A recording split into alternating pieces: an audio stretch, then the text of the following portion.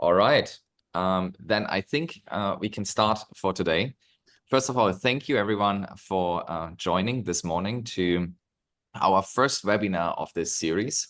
The goal of this series is to educate all of you on what's happening in the digital space. We will cover different topics, and the very first session today will give you a general overview of what's happening. And then in the coming series and the coming episodes, we will actually go deeper into the different topics. So for instance, the next session that will be with me focusing on social media. Then afterwards, there will be a session on processes, on lead generation and automation.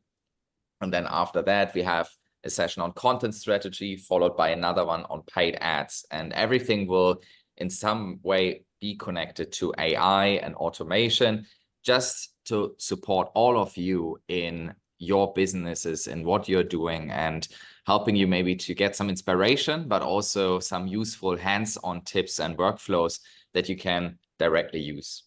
So with that being said, I just want to highlight one more thing. Like, for all of the attendees of these webinars, we have created a secret line group where you can ask questions and if any feedback that you can also share any feedback that you have. And I will share more information about this line group at the very end of this webinar. So if you want to be part of that, just make sure you wait until I share this at the end, and then you can be part and use that to ask any direct questions that you maybe have for your business. All right. With that being said, I don't want to take more time up for this topic. I welcome both Dave and Grant for this session. They will lead us through today's topic of what to expect from digital in 2025. And with that, Grant, over to you. Thank you so much. Jan, thank you very much for the introduction, and a warm welcome to you all, and Happy New Year and the Year of the Snake. We'll take you through some of the advancements that we have seen, and the first session we will take you through is more, if you like, an introduction to many of the patterns that are occurring and what we probably expect to see in 2025. Obviously, I'm here with Dave McCoggan, and the two of us will take you through some of these and give you also some tips and things on what we're going to cover. Dave, do you want to take us through the first session, and we'll Sure. We'll cover it as we go? Sure. First thing we want to cover, next chart. Thanks, Grant. Yep. Hello to everybody. I wanted to start by putting this up. I'm going to guess a lot of you in December saw this sort of graphic appearing on your LinkedIn feeds, where the company Co-Author Studio did a very clever self-promotion where they basically said they could provide you with this simple chart that summarized your year on LinkedIn. It highlighted, in my case, how many posts, reactions, and comments, etc. I like the fact that it actually pulled out a quote that is quite important to me, because it summarizes a lot of the work I do about aging societies. So that's all very great, but there's something I want everybody to be aware of. As we start to use more and more AI tools, remember that AI tools will always use the data they have available to them, but they will also always put it together in a way they've been programmed, which may not be the way you like it. This chart is good, but if you go to the next chart, thanks, Grant, along with that simple summary, what the co-author also did was they provided you with this written summary of your year that was written in a way that it was first person, and it was supposed to be something that I could just copy and paste as my report of what I've been doing this year. And on first reading, there's some interesting stuff. I like the fact that it picked up 3 of the articles I wrote that seemed to get a pretty good response, all the rest of it. The problem I have, thanks, Grant, if you hit the next key, the problem I have is that there were a couple of things that were fundamentally wrong, that actually didn't happen last year and weren't happening last year, had historically, so the platform got it wrong. And worse still, when I read that, and I'm not going to ask you to all read it now, But when I read it, it did not sound like me. It wasn't the style, the syntax, the use of sentencing. It wasn't my writing style. And so if I was going to use that, rather than just copy and paste it, I'd have to do quite a bit of work of editing and rewriting it to use that as a summary for my year. And I think it summarizes a lot of the issues we're having as we go into 2025. We've now had 2 years of sort of this AI, whoa, it's happening everywhere sort of thing. But now we've got to get realistic about how good the tools are. Are we checking the tools? Are we constantly aware of how they are representing ourselves? Next chart, thanks, Grant. Another example of that is this picture. So you, again, the last few months of last year, we saw on all forms of social media, a lot of people saying, I asked ChatGPT to create images based on what it knows about me, and here's how it went. So I'm not going to say who this was, but this was somebody I know vaguely, this guy, Ryan Morrison. And this was the picture that ChatGPT created based on what's available to ChatGPT online to recreate what Ryan Morrison is like. Now, the problem I have with that is that I saw dozens and dozens of these exercises done by all sorts of people, and they nearly always look in this same artistic style. If you hit the button, thanks, Grant. The problem I have is it all looks like when I was a kid reading Ray Bradbury science fiction novels, this was what the covers of those books and magazines used to look like. So again, it's not really me. It's not my originally who I am. It's a sort of faked out idea of who I am built on a certain platform. And this raises, if you hit the button, thanks, Grant, next chart. This raises the big issue that we have with AI generated content. And I'm sure most of you are exploring it, have read about it, have heard about it. And over the course of this series of workshops, you'll hear a lot more about it. And a lot of it is very good. But what you have to do is be aware of all of these issues about authenticity, the spread of misinformation, algorithmic biases, potential for abuse, etc. But if you hit the button, Grant, the biggest single thing that I think that all of us as marketers and business people has to be aware of, thank you, is are we sounding really original? So if your brand, if your company is using AI platforms to generate content, for example, make sure that the content is very much the way in which your company wants it said. By that, I mean the spelling that's used, the type of wording that's used, not the topics that are used, but also how they're described. Is it actually the way in which your brand talks? Or is it, if it's yourself, is it the way you talk? So are you designing and controlling your original voice? I think is going to become the biggest single issue for using AI to help us with marketing and business this year. Thanks, Grant. Next.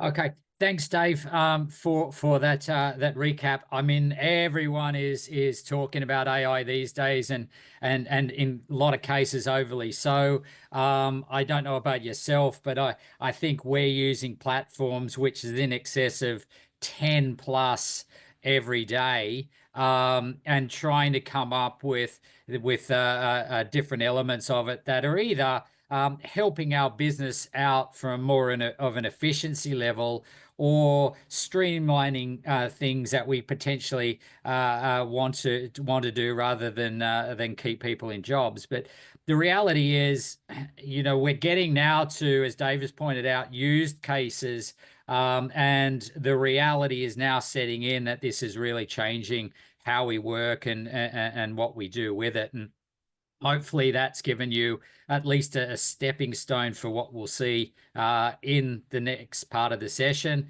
and also in the upcoming sessions that you will see.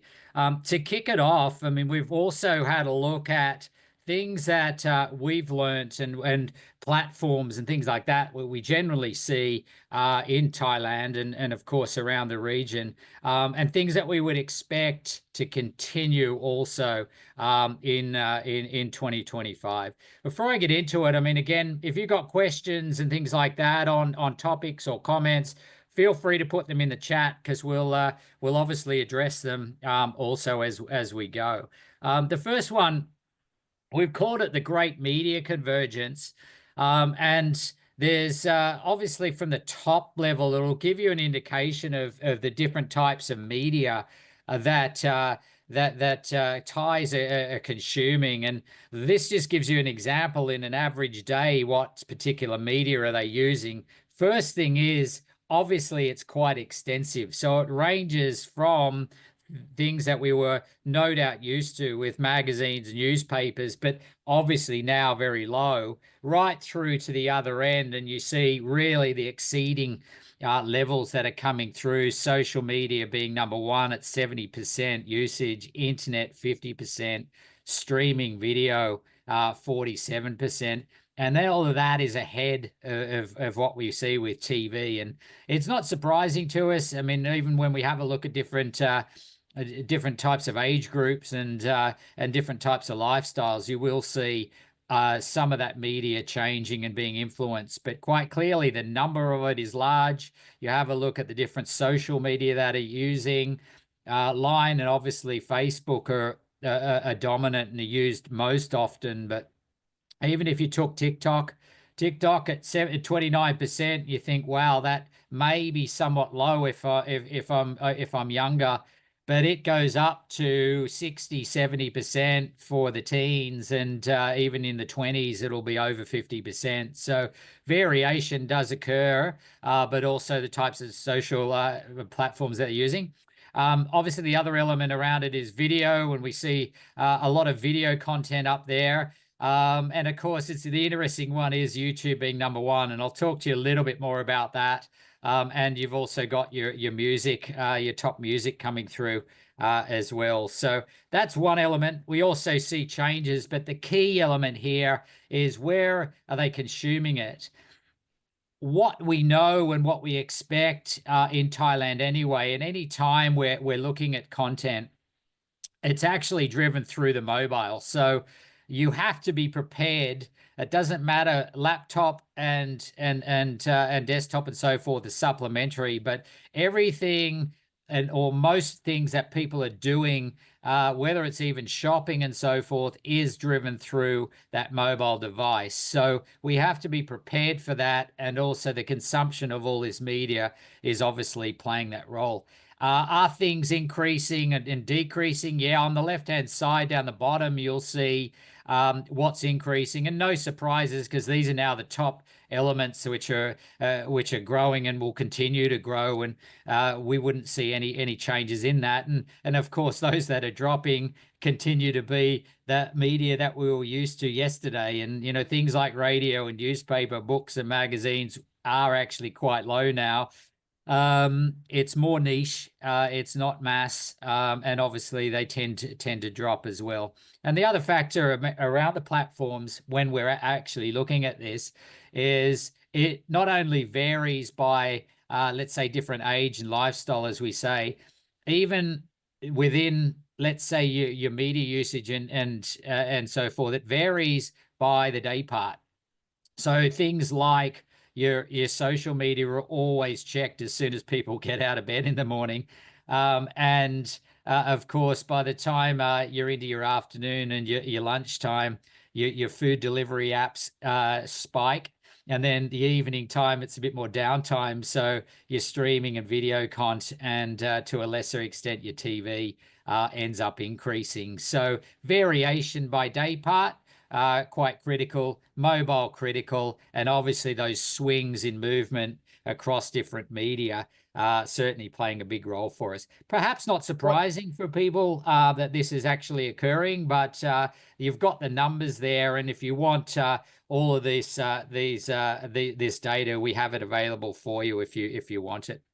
One quick point, Grant, on that. You mentioned mobile, and one of the things that I'm trying to remind clients all the time is that when we say mobile is the most dominant form of technology that people are using, we're still not always designing our content for mobile screens.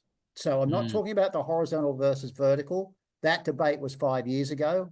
It's changed now. Most people, when you develop picture-based or video-based, it'll switch between the two.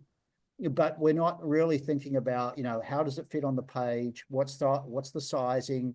How important is movement, etc.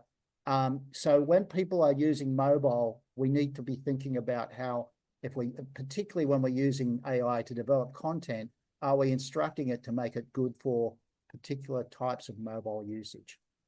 Yeah, good point, Dave. And specifically the different types of people as well. So obviously content does vary depending on who we're targeting. And it happens real time these days. So yeah, it even goes that step further to make sure the content is related to you. Yep. Yep. All right. Second one, this is a big one, and it's obviously the rise of what we've called bite-sized entertainment. And for those who are really the TikTok users, then of course they would see it regularly around it. But it's not limited to that. Instagram, Facebook, and we're all consuming let's say different types of entertainment in different types of format, but more specifically to this, it ends up being more in the short form format that we'd expect. What's driving it? Mostly people's attention spans. We're all busy and so forth and related to it, but it is an important factor because it then links to what we see with different types of content that's occurring, and obviously the platforms that they're using. Brands and so forth are all gravitating towards these platforms. And for those who've been following it, particularly with the US, it'll be an interesting time over there to see what happens there. And does it really have an effect on other platforms and the creation of other platforms? In fact, there's another platform called Red Note to keep an eye on. And that's another Chinese-based platform. And that's certainly taken off in the last week with the basis of what's happened with the US as well. The other elements around it is, of course. Let's not forget, Grant, in the last 24 hours, Elon is starting to put in bids to buy TikTok. Yes. So, yes. As I saw a few people note, so is he going to call that why? I mean, who knows, right? But it's not going to go away. Who controls it and how it works is still going to be hugely effective. Absolutely. And then who's going to be on it? So that's the next point, right? So celebrity and influence have all migrated. They're so powerful here. I will say that some of them are more powerful than others. Some claim that they've got more views than others. Whether they're all in fact real or not, we'll be having a look at that sort of influence. I no doubt over the course of the series that we'll be looking at for the digital series. But that's an important factor because they're all gravitating over there, and they're all bringing money with them, right? So that's a key element too that is coming into play when we have a look at these types of entertainment. Having said that, there's also their own content creation. So obviously with elements like TikTok, people are putting all sorts of content up there and creating all sorts of usage and views through the different types of content that they're sharing with everyone as well. Some of them you'll be obviously surprised with, depending on the topics that you're interested in. Dave, any further comments on that one? No, let's go. All good. So that's going to keep moving in 2025, no doubt. And again, we may see some proliferation of platforms as we move into 25 too. This one's an interesting one, and for those who do use it quite often, it may not necessarily be such a surprise to you, but this is Thailand's new prime time, and it's much larger than what we've seen with TV. Obviously, TV is dropping, but the number of users and also the sheer percentage of them are all using YouTube for whatever particular reasons. At a surface level, then it's probably not a surprise because YouTube is a platform that allows you to put whatever content up there. But from a pure viewing level and the extent to which Thais are actually using it is the more important and pertinent element around it.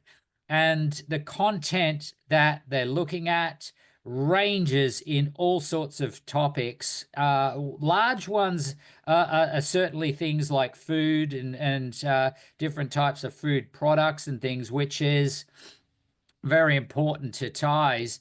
But on the other side, there's the education factors, which are up there. So anything to do with particular topics, even from learning languages and so forth, are all consumed through YouTube, and available to them, either free or at a low rate.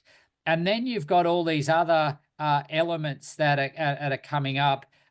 Let's define them as educational, but they can be ranged from all sorts of content to how to buy a car, or what are the best models of cars, etc.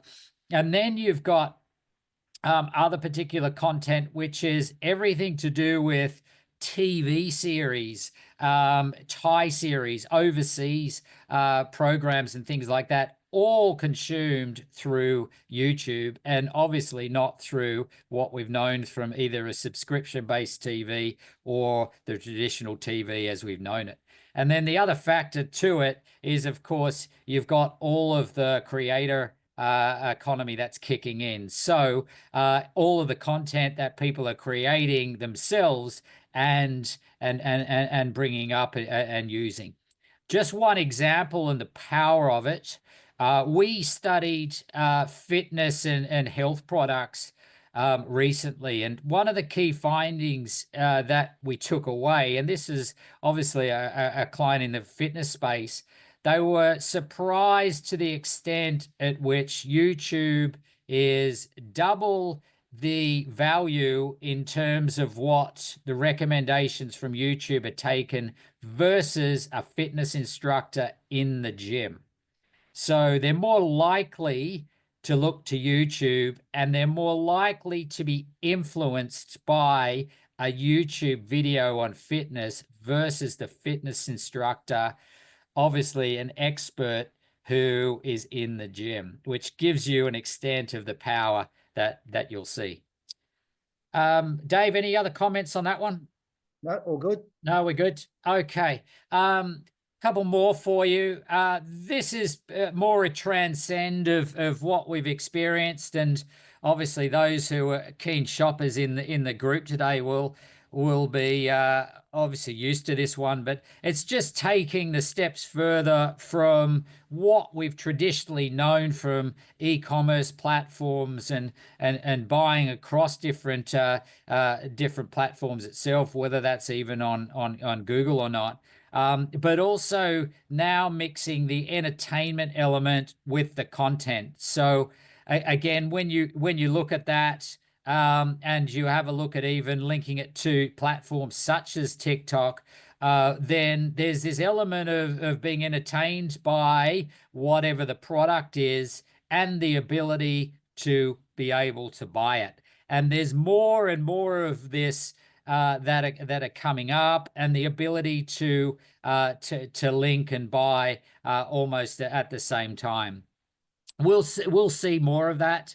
We'll see more brands. We'll see more products being available, both big and small, which are able to connect at a much easier form than perhaps what we've seen in the past couple of years.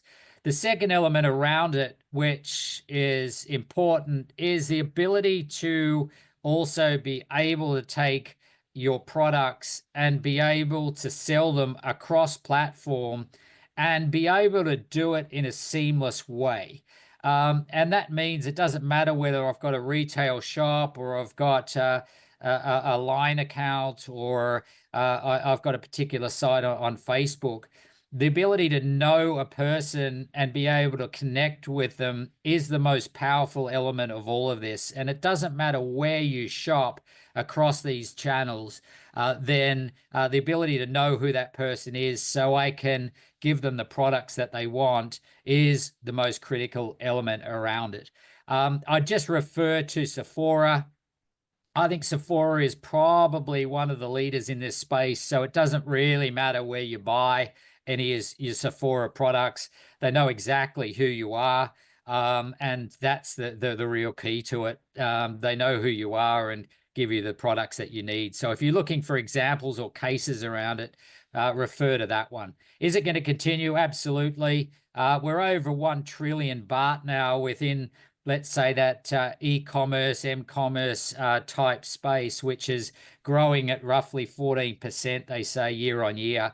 But bearing in mind, that's probably underrepresented given the fact that a lot of sales are in what's known as a gray market, which, you know, you can sell products through whatever channels that you like, let's say Line or Facebook, and they don't really know how much volume's going through there. So it's probably bigger than what we see with those numbers there.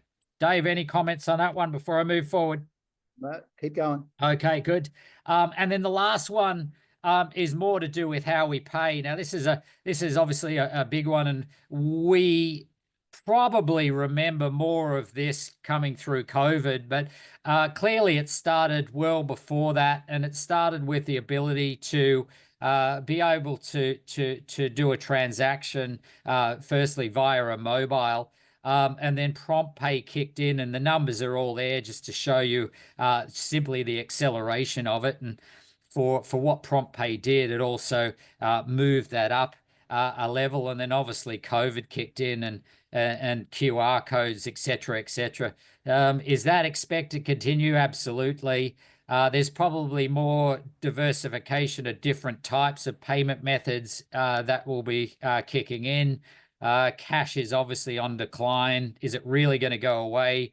Not in the near future, but obviously the ability to manage your money electronically will continue more so into this year and obviously beyond.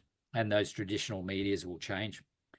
Okay, so that's some of the trends that we will see and continue on. Quick quiz for you. You can write all of these into the chat.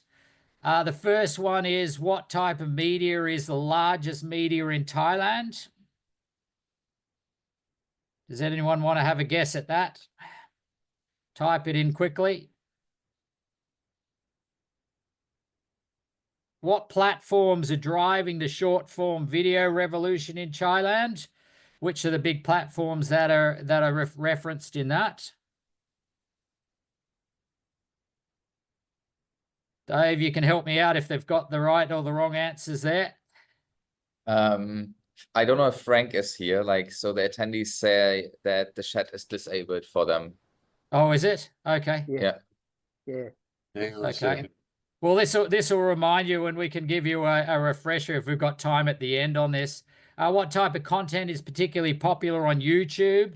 I mentioned a number of those. And the new trend combining shopping and entertainment is called what?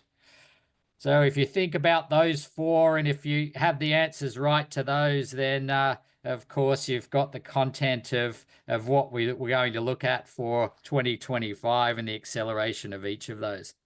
Dave, do you want to take us through So why don't I technical- just take you through now 8 trends that we think you need to pay attention to. And Grant, maybe I'll just go because we're sort of Yes, we're running a bit taking longer late. than So, expected. yep, take them through it. Take us I'll through take it all, them through Dave. the 8 trends. Number 1 is artificial intelligence and machine learning integration. Small businesses are obviously increasing it. I'm sure that you're all trying to experiment with AI-powered tools. I actually had a day last week when I tried 15 different platforms. Now I'm going to come back to that because the problem was 15 platforms in one day of experimentation meant that I spent about half an hour on each one. Not going to get a lot of answers, right? For customer service, marketing, personalization, you name it, you can now find a platform. The thing about this is it will become more accessible and more affordable. But the big debate going on now in the application of this is speed, cost, and quality. And what you've got to do is ensure the quality. So go back to my opening comments about your original voice. Be very careful that in the race to be more fast, economical, you're not losing out on being original and having something really worthwhile, or actually really using something that says the right things about your brand. Number 2. hyper-personalized experiences are going to matter more and more. Now, Tom Sorensen actually, when Grant was doing the previous section, asked the question about LinkedIn.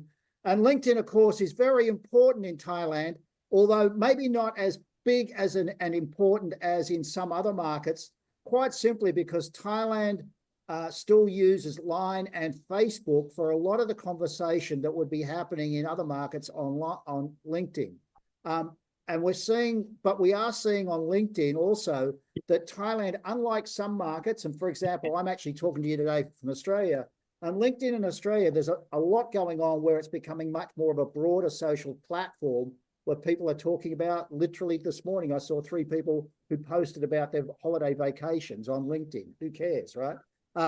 In Thailand, it's seen more as a business-specific platform still, so keep that in mind.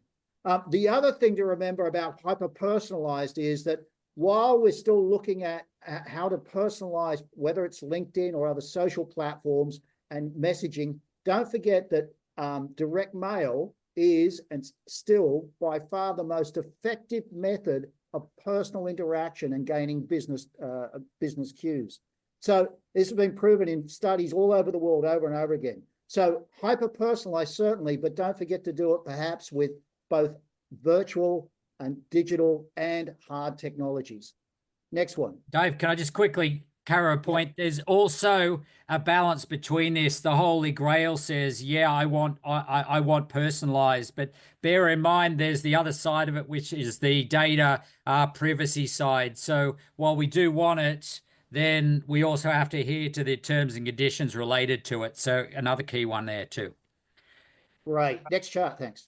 Sustainable digital transformation. Yeah, I noticed, Jan, I noticed. We did get some feedback. James Thurlby, thank you very much for answering some of Grant's questions. So if any of you want to add to that, great. We're going to ask you another quiz in a little bit, and we'll ask you all to sort of go into that chat room and give the answer then. And the chat rooms are working now in terms of...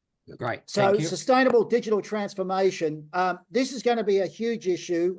We've also already seen that the government is focused on this and is raising more and more issues around it. And we're going to continue to see that this year.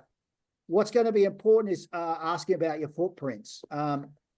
So for example, as your business grows, what are the digital tools that you're using to remain energy efficient, etc., both in terms of the digital platforms themselves, but then in terms of the offline activities that you're doing. And what we're starting to see already is people questioning this. We're going to see more organizations start to question companies about this. So be prepared to just be thinking about what you're doing in terms of using digital tools to support some sustainable business practices. Next chart, thanks. Cybersecurity is huge. I know we're going to touch on that in further sessions in this series. You know, obviously, you can go to, I've put in a link here to a really interesting article from Brother about the 5 keys that they see to cybersecurity, which I recommend that you go and when you get the deck, go to the link and have a read of this. It's not, even I understood it, so it's not technical. But you need to be aware of these things. And we all think we're aware of it. We all say, oh, yeah, I'm prepared. But are you really? And you need to use these sorts of checklists, if you like, to really understand, are you doing the right things? But also, are you keeping up with the security risks that are coming on board? And again, this will be talked about more in upcoming sessions. Next one, thanks. Omnichannel and embedded commerce. Grant touched on, you know, what's happening with retail, and we can see obviously that there's a lot happening in terms of omnichannel retailing. We sometimes forget when we say omnichannel that we don't mean virtual versus real life. We mean integrated. Omni actually channels means coming together. And one of the things that I've started to see last year was in some of the conversation about people using different online retailers and then having offline retailers. Oh, but the offer was different. The product alignments were different. It wasn't explained why I can only buy this one there and this one there. So you've got to keep on board that whether you're doing B2B or B2C and you're using online platforms to sell, is that in line across the different platforms? Are you using the same strategies? Is there particular reasons why you would have products for sale on one platform and not another? And then how is that aligning to what people can do offline as well? The other thing to remember is things change, you know, so one of the things we have to be very careful about is the way in which different types of organizations are changing their activities. You know, we can see lots of different things like Temu, who 6 months ago, Temu was the hot marketplace and was going to be, oh, that's the future of online retail here in Thailand. Everybody was getting very excited about it. In the last month, we're seeing it's falling off a cliff, right? So be very aware of the fact and keep on researching what you're doing and where you're selling stuff, which platforms you're using. Next chart, please. Blockchain and crypto have becoming a real thing. There are changes going on in terms of what the government feels about this, how it's going to go into the marketplace. Those regulatory changes will continue to happen. That's being forced on the Thai government, as it is everywhere, but simply because more and more international organizations are using crypto. And I don't know whether that was a message in the background or something, some weird voice. But what we have to be aware of the fact is that, you know, I was working on a project 2 years ago, which went bust, and then another project that went bust in Thailand, which were crypto-based organizations trying to deliver their services, and they just couldn't get a foothold in the country. If they were doing it this year, there's a far greater chance because everything is changing. There's also a very interesting link here to Statista, if you know the Statista organization, and it's all about different statistics about cryptocurrencies in Thailand, which are performing and which are not performing. You might want to look at that link as well. Next chart, thanks. Augmented reality and virtual reality experiences. It goes without saying that if you're in particular industries, real estate, retail, travel, etc., then this is an area you've really got to explore. I'm currently working on a project for one of the big travel organizations in Thailand, and a big theme of theirs in 2025 is to align the different suppliers they have and the different organizations they work with to make sure there's some integration in terms of the way in which they're using augmented and virtual reality experiences. We're going to see more and more of that in terms of retail experiences. And what we need to know is that we're starting to see in the West, particularly small to medium-sized businesses using more, particularly augmented reality platforms. And we need to be considering what ones are we going to be using going forward. Just note that according to Statista, in 2025, the AR/VR revenue, the revenue from those platforms in Thailand is going to be about $300 million US. So it's now becoming a significant business, and you want to be aware of different suppliers, etc. And if as it comes up in these workshops, and if you get in touch with us, we'll be able to direct you to some as well. Cheers. Next one. The other thing to really be aware of is remote and hybrid work technologies. Now, the chart on the left comes from a study that I've been doing on and off for the last few years for a very big Japanese company who has been exploring work from home in different countries around Asia and attitudes to work from home. Now, what this chart is actually saying, you can see work from home Thailand 2021 and 2024. And this is a Boston Consulting type grid. Basically, if it's in the top left box, it means it's something that is confirmed. It will not go away. It will remain very, very important. If it's the top right-hand box, it's really changing the way in which we think.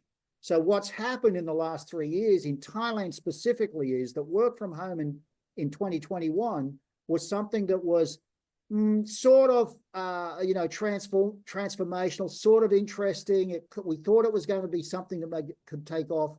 It's becoming more and more timeless, moving up the scale, becoming something that won't go away. More and more organizations, of course, are taking advantage of this. You know, everybody knows an organization like my friends who, you know, has his design in Hua Hin, his market researcher lives in Samui, etc. His account manager lives in Chiang Mai. That's a normal reality. Here am I run a business and I run it from a keyboard. Today it's Coolangatta. 2 weeks from now, it'll be back home in Bangkok. Who knows where it'll be next? But the important thing is that organizations have to get their head around not only your own staff, but how are the staff of your clients and customers working with work from home? Are you able to help that? And there's lots of opportunities and all sorts of business to help work from home for your customers and clients. But also, how does that affect the way in which they are working with you? And have you really thought about that process? So that's 8 things. If you go to the next chart, what we'd love to know from you in the chat room is which of those 8 matters most to you? If you go run through artificial intelligence, machine learning, hyper-personalized customer experiences, sustainable digital transformation, advanced cybersecurity solutions, omni-channel and embedded commerce, blockchain and decentralized techs, AR and VR, or remote and hybrid work technologies. If you could let us know in the chat box the number of which one of those you think matters most, then we can make sure that the future episodes of this webinar series will cover those off in much more detail. You can do it now, or you can do it as we keep on talking. But please give us those numbers. What do you think is the most important one? Thanks, Brendan, for putting down number 1. James says number 3, sustainable digital transformation. Good point, James. It's a big issue. Melwood says 1 and 4. Tom says 1, 2, and 8. That's great. Thanks for the feedback. If you could all just continue to give us that as you think about it, that would be really helpful. And we'll come back with more details on those key subjects during this course of the series. I think a lot of people are going to say 1, obviously. A lot of people are now starting to put in 7 and the AR and VR, and that's a really interesting growth area if it's the right for your industry. But we'll discuss that more in future episodes. Let's go to the next. Dave, just for your info, there are also a couple of feedbacks in the Q&A box, so it's a bit of mixed.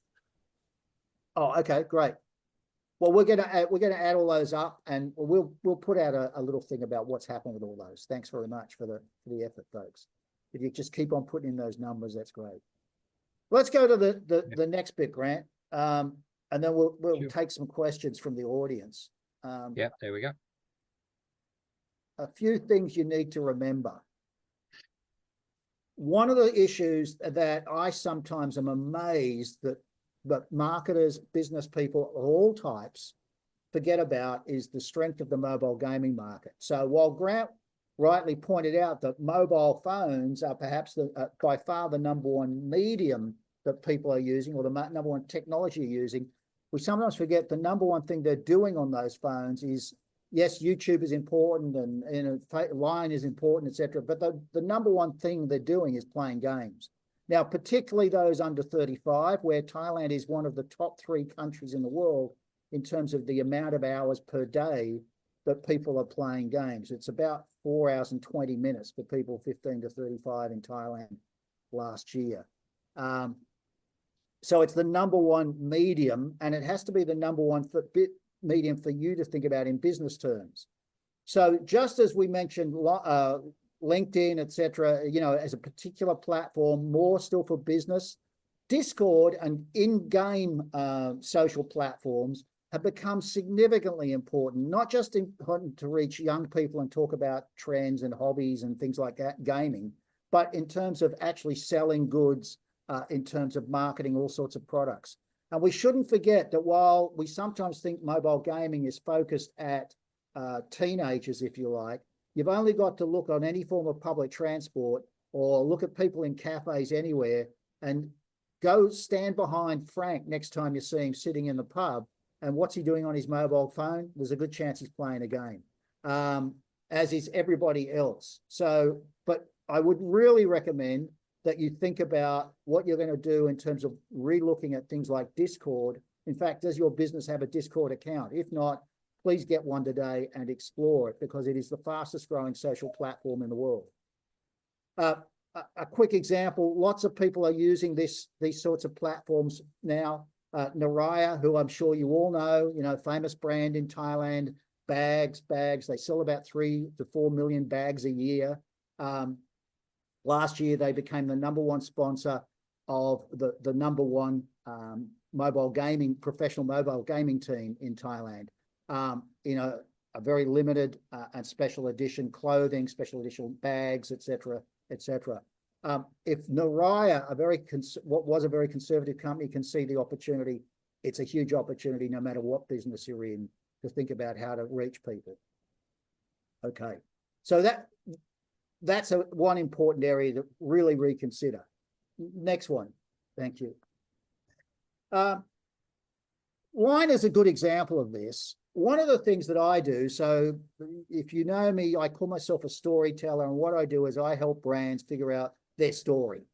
And one of the things that frightens me is when brands think about the story they want to tell, they don't think about which language they want to tell it in. Now, obviously, in Thailand, that could be Thai versus English, for example, or Thai versus Chinese, depending on who your audience, etc., is. But it's also in terms of, are you talking about vernacular Thai, business Thai, or street Thai? Are you talking about the Thai that's used amongst middle-class working women, or are you talking about the Thai that's used by the really trendy hip kids going to, posh schools? What language are you using? What's the category jargon that you're using and the user terms that they are using? Are you really studying those things? One of the things is, that I'm always recommending to clients is that you build your own thesaurus, which is the terms that you're using and the terms that your key potential consumers are using, and are you making sure that they're the same things so that you're understanding each other? Is all that taken for granted, or do you need to explain things because people are not understanding you? But, one of the other things is, because Thailand is such a visual country in terms of the way in which people communicate, you need to be thinking about visualization. For example, it frustrates the heck out of me when I come across a company who do not have their own personalized line stamps and stickers. If you don't, you need to have your brand stickers for Line. If you don't, people don't know how to communicate it because they're not going to type out your name. They want to be able to place the sticker, and you need to have stickers then that are associated with the different things, like how the product is used, how they feel about the product, what are the opportunities in terms of promotion, etc. So I would really recommend that you really think about your own literacy level in terms of stickers and stamps. And we're talking here not just about, things aimed at kids or young adults or whatever. B2B online is huge, but what really angers me or frustrates me is most of the B2B clients I get involved with, when I ask them what's their Line sticker range, they don't have one. And you go, yeah, but I literally have business partners who do all of their business correspondence online, including forming the background to contracts, all using stamps and stickers. So think about the language you're using. Think about how you're going to use that language very specifically to the different platforms, to the way in which you want to represent yourself. Next one. This is a great quote from a friend of Grant and I, Hattie. Hattie is an independent AI developer based in Bangkok. He and his team work with a number of large and medium-sized companies in Thailand, developing specific AI platforms for those companies. We often hear that term garbage in, garbage out. What you have to be careful about is don't fall for that trap. If a platform is not working, or you believe the platforms are not delivering what you want, it's not just about the fact that the content going into it is not good enough. It's about, has that platform been developed specifically for what you need? And are you using people like Hattie or other advisors to really understand how the platform is going to help your business? More and more of you will start to explore generated AI platforms, things that are perhaps extensions or mirrors of existing platforms or brand new platforms for your own business. Make sure that what you're doing is getting the right advice in terms of, is this platform delivering based on the content we have and based on the input we have? Is it capable of delivering what we need? Great quote and a great reminder of what you need to do. Next chart, thanks. And this is a great article that I read over the Christmas period from America. You might want to have a read of it. The link is there. It's not very long, but it reminds us of 3 golden rules that all marketers need to think of. One is the conductor's code, which is, are you an amateur or an expert? And it reminded us of the 10,000 hour rule. So as I said, last week, I tried 15 different AI platforms. I spent maybe half an hour on each one. Do I have any idea how they really work? No. Do I have any idea how to really use them? No. Now, I'm not suggesting you need to spend 10,000 hours, but are you putting in enough time and effort in experimenting with a platform before you use the platform, before you integrate it into your business? Are you really making the effort to understand what it can provide, what are the options, and more importantly, doing different variations on it? I'll give you a simple example. If you use proximity as a way in which to find out, I prefer proximity to GPT, for example. If you're using that to investigate subjects, are you reframing every prompt at least 3 times, asking it 3 different questions around the same subject to see if the answers are consistent or how different they are? You'll be surprised how different they really are. So you need to be thinking about that. Pablo Picasso, about 40 years, actually said computers are useless. They only give you answers. And that's another great reminder. Are you asking the right questions?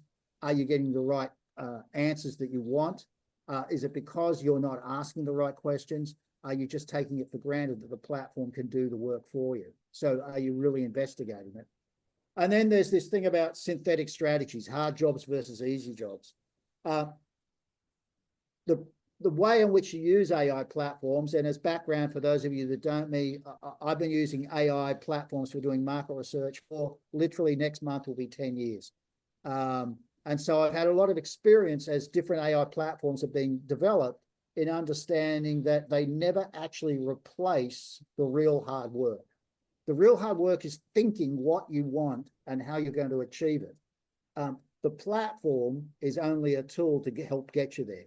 So are you really thinking through what is your real objectives and goals?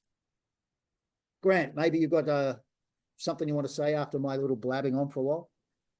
No, Dave, I think the closing, just in terms of time, is actually we've given you more than 10 if you take the overall expectations for what we see in 2025, and then just giving you 8 real topics to see, and obviously they're going to reshape how we work and how our businesses function. So in terms of today, it was more just to give you an idea of the concepts around that, what the expectations are, what's hot, perhaps what's not. And then obviously the sessions that we'll have moving forward will take you into more specific topics, and obviously cover those in a bit more detail on how they're being used and what we expect out of them as well. So let me close with that, just to say, is there any questions or comments that you'd like to make, just in terms of what we've covered, and perhaps we can do that in the last 5 minutes. I can tell Jan is busting to ask us a question, or one of the Jans anyway. I can't see them, guys, so you're going to have to repeat them. If maybe while we wait for some to ask questions, maybe I can just jump in to share some general information, because maybe it takes some time for someone to enter in the chat the information. Okay. So just to let everyone know, again, as a reminder, we have created this line group that you are all invited to join. For me to get you into the line chat, I will need your line IDs. So if you want to be part of that, please put it in the chat. We will share the presentation there, and also the recording once it's on the website. We will share the links to that, and also additional information relating to the different sessions. And also for you, it's an opportunity to reach out to the presenters like Dave and Grant, and also the future presenters, to ask them any follow-up questions later, once you have maybe some time to think about it. So while you do that, let's see if there are any more questions. I don't see any in Q&A.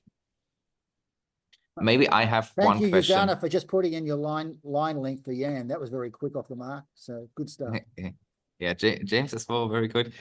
Maybe I have a question to both of you. I know these are like most of these trends that you shared with us today, they're based on data. But based on your personal business experience, like what excites you? What is this one thing that excites you most of like what's coming in 2025, like personally?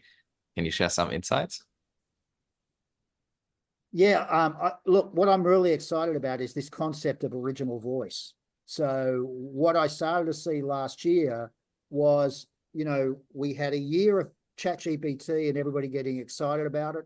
We had a year last year of people really starting not only to use that, but to start to use some alternatives and start to think about AI in their business. But then this year, what I'm starting to see already is more and more people commenting about how are you going to stay original in the context of this, and so how are you going to explore the platforms, the use of social media, etc., and the AI tools available to be truly original all the time. Which, if you think about it, of course, we should have always been doing. But the problem is that if you think back to the introduction of every major technology, and I guess I'm the oldest person on this call, right? But in my whole life, I've seen a lot of new technologies, like things like the internet invented. And what happened was in the first few years, we all started to do things exactly the same. And what's going to be exciting is the way in which we learn this year to start doing things differently and how to make ourselves more original. Nice. Very interesting. How about you, Grant? Good stuff, Dave. I mean, I'm always passionate about the uptake of technology anyway. Obviously, we have to bear in mind this is just enabling us to do what we would do, and the session that we've covered in some of those points there, how we shop, how we pay, how we even market, as Dave has said. It's all around the position around that anyway. So technology is going to enable us to do it. The pace of change is probably the more fascinating element that I've seen. I think we're in a stage of transition here where we're starting to see these real examples coming through and real case points where businesses are experiencing it, changing what they need to. And I think it's going to be rapid. And that's what I think is going to be the most fascinating point. Is it going to be exciting? I think it is, yeah, but more fascinating than anything else. How will it unfold over the next year or two? Hey, Yan, I just saw Natalie asked the question that she was late. So is there a replay option for this? I believe that people will be able to get a copy of the replay if they want later on, right? Yeah, there will be two places. So one, there's the website, the AustCham website, where we will upload the recording, but I know it's sometimes difficult to navigate. So once it's up there, I will also share that link that takes you directly there in the line group. So I just responded, just make sure you put your line ID into the chat and then you will not miss it. It maybe takes a day or two for it to be uploaded. So yeah, just be patient, but it will be there eventually. It'll be fantastic for your Saturday night viewing. Perfect. Okay, then I think it's 10 a.m. Like, we don't want to take more time off all the attendees. Dave and Grant, thank you so much for taking the time this morning for this insightful session. It was really interesting. And for all the attendees, I hope you share my opinion of this topic. I think it was very exciting, and I'm looking forward to the next session that will be on social media. And yeah, thank you everyone for joining. Thank you so much, and bye-bye.